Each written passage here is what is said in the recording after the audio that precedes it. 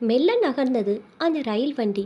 மனைவியுடன் மகனும் சேர்ந்து குற்றாலத்துக்கு ரயில் பயணம். டே தம்பி, அம்மாவை பார்த்து பத்திரமா அழைச்சிட்டு போடா, அவ ரொம்ப தடுமாறா என்று கத்தியபடி ஓடிய ரயிலுடன் பிளாட்பாரத்தில் ஓடியபடியே ஜன்னல் வெளியே கண்களால் ஊடுருவி மகன் தினகரனை பார்த்து கட்டளையிட்டார் அப்பா ராமமூர்த்தி. அவரது வெள்ளி சட்டையில் புள்ளி வைத்து கோலம் போட்டு கொண்டிருந்தது மழை துளிகள்.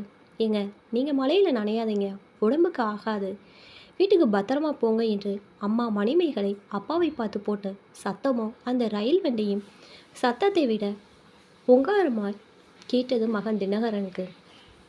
மகனின் நினைவுகளை களைவது போல், டே தம்பி, உன்னை நான் ரொம்ப கஷ்டப்படுத்துகிறேன், மன்னிச்சிட்றா என்று தழுத்தழுத்த குரலுடன் அம்மா விம்மா, அதெல்லாம் ஒன்றும் இல்லைம்மா, போகிற காரியம் நல்லபடியாக முடியும், கவலைப்படாதீங்க என்று ஆறுதலாக கூறியபடி அம்மாவிற்கு படுப்பதற்கு ரயிலில் வசதி செய்து கொடுத்தான் மகன் தினகரன்.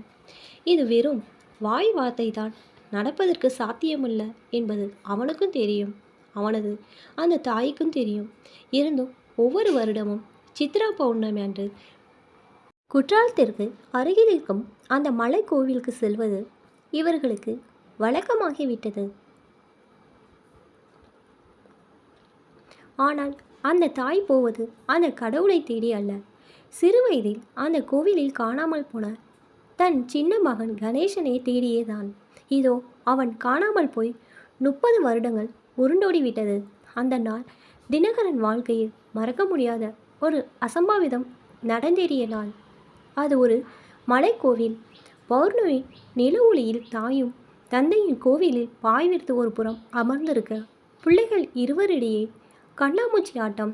கண்ணாமூச்சி ரேரே, காதறுப்பான் ரேரே, நல்ல முட்டையை தின்னுப்புட்டு கெட்ட முட்டையை கொண்டு வா என்று கத்திக்கொண்டே ஆடிய ஆட்டத்தில் மூடிய கண்களை தினகரன் திறந்து தம்பி கணேசனை தேடிய பொழுது அவன் காணாமல் போனவன்தான்.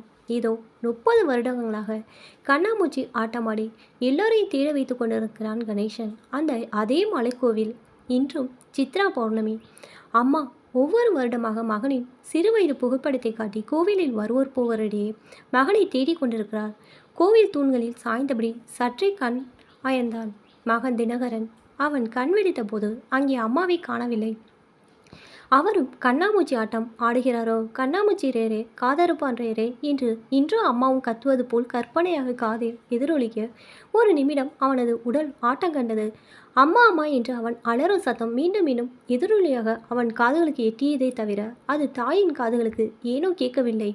தரையில் கீழ்பாரற்று கிடந்த அம்மா வைத்திருந்த கைபேசி இதோ அனாதையை கிடந்த. அதில் அப்பாவின் அழைப்பு மணி சத்தம். அப்பாவின் உணர்வுகளை கூட கண்ணாமூச்சி ஆட்டம் ஆட அம்மாவை தேடுகிறதோ? அம்மாவை தேட ஆயத்தமான மகன் தினகரன் கையில் இப்பொழுது அம்மாவின் புகைப்படம். அங்கு வருவோர் போவரிட காட்டி அவன் அம்மாவை தேட அதில் ஒருவர் அம்மாவை ஒரு பெரியவரோட அந்த மலைக்கு மேலே ஏறியது பார்த்ததாக சொல்லவே குழும்பினான் தினகரன். அம்மாவால் மலை ஏற முடியுமா? அவரது தீண்ட முட்டிகள் அதற்கு ஒத்துழைக்குமா? இருப்பினும் அவர் சொன்ன திசையில் மகன் தேடி செல்ல அங்கே மலையின் உச்சியில் ஒரு சலசலப்பு. தொலைந்த மகனை தேடியே வாழ்க்கையை தொலைத்த அம்மா ஏதேனும் விபரீத முடிவுக்கு வந்துவிட்டார்களோ? இதயம் துடிதுடிக்க அம்மா அம்மா என கத்திக்கொண்டே முன்னேறினான் தினகரன். அங்கே மயங்கிய நிலையில் தரையில் கிடந்தாள் அம்மா. அவளை சுற்றி ஒரு மலைவாழ் குடும்பத்தினர் அம்மாவிற்கு அவசர சிகிச்சை செய்து கொண்டிருந்தார். அந்த குடும்பத்தில் ஒருவரான மருத்துவர் யாரோ ஒரு புத்தி சுவாதீனம் இல்லாத ஒரு மனிதரை நம்பி மலையேறி வந்துட்டாங்க உங்கள் அம்மா என்றான் கூட்டத்தில் வேடிக்கை பார்த்த ஒருவன். அதற்கு அந்த மருத்துவர் தினகரனை பார்த்து, அவர் வேறு யாரும் இல்லைங்க, எங்கள் அப்பா தான். இப்படி தான் ஒவ்வொரு சித்ரா பௌர்ணமி ஆண்டும் யாரையாவது மலைக்கு மேல் கூட்டிக்கிட்டு வந்து தள்ளிவிட போகிறேன்னு பயமுறுத்துவார். பல வருடங்களுக்கு முன் சித்ரா பௌர்ணமி ஆண்டு என் அப்பாவின் வாழ்வில் நடந்த ஒரு அசம்பாவிதம் அவரை மனநோயாளி ஆக்கிவிட்டது.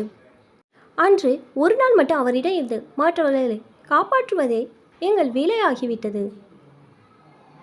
அன்று ஒரு நாள் மட்டும் அவரிடம் இருந்து மற்றவர்களை காப்பாற்றுவதே எங்கள் வேலையாகிவிட்டது. இதுவரை எந்த இழப்பும் இல்லை. அந்த வரிசையில் உங்கள் அம்மாவையும் இன்று காப்பாற்றிட்டோம் என நிம்மதி பெருமூச்சு விட்டார் அந்த மருத்துவர். தினகரன் அந்த குடும்பத்தினரை பார்த்து கையெடுத்து கும்பிட்டு தன் தாயை காப்பாற்றியதற்காக நன்றி கூறினான் தினகரன். அரண்டு போயிருந்த அம்மாவின் அருகே ஆறுதலாய் சென்று அவரை அரவணைத்து கொண்டான். அம்மாவோ தினகரனை கண்டதும், வாடா தம்பி, நம்ம ஊருக்கு போயிடலாம். இனி இந்த ஊரும் கோவிலும் நமக்கு வேண்டாம். வீட்டுக்கு போகணும் என மீண்டும் மீண்டும் சிறு பிள்ளை போல் அழுதபடியே சொல்லிக்கொண்டே இருந்தாள். அம்மாவின் கண்களில் மரண பயம் தெரிந்தது. மலை உச்சியில் மரணத்தின் உச்சிக்கு சென்று வந்தவள் ஆயிற்றே.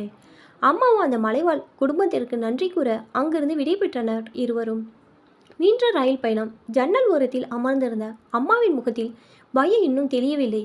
கலங்கிய முகத்துடன் மெல்ல பேச ஆரம்பித்தாள் அந்த தாய். டே தினகரா, இனி நாம் மலைக்கோவிலுக்கு வர வேண்டிய அவசியமே இல்லை. உன் கூட பிறந்த சகோதரனை உன்னாலேயே அடையாளம் கண்டு கொள்ள முடிந்ததென்றால் அவனை பெற்றது எனக்கு அடையாளம் தெரியாதா?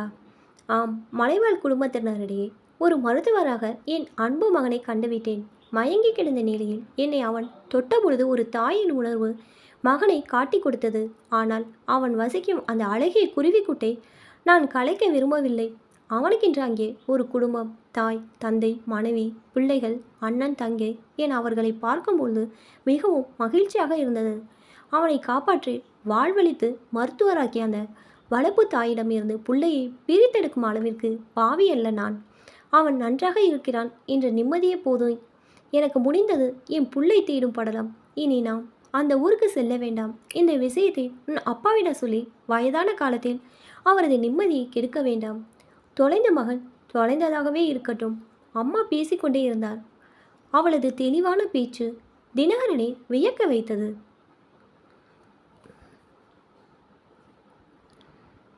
இப்போ தான் என்னோடய சேனல் ஃபஸ்ட் டைம் பார்க்குறீங்கன்னா சப்ஸ்கிரைப் பண்ணிக்கோங்க. பக்கத்தில் இருக்க பெல் ஐக்கானை ப்ரெஸ் பண்ணிக்கோங்க. அப்போ தான் நான் ஒவ்வொரு தடவை வீடியோ போடும்போதும் உங்களுக்கு நோட்டிஃபிகேஷன் வரும். தேங்க்ஸ் ஃபார் வாட்சிங்.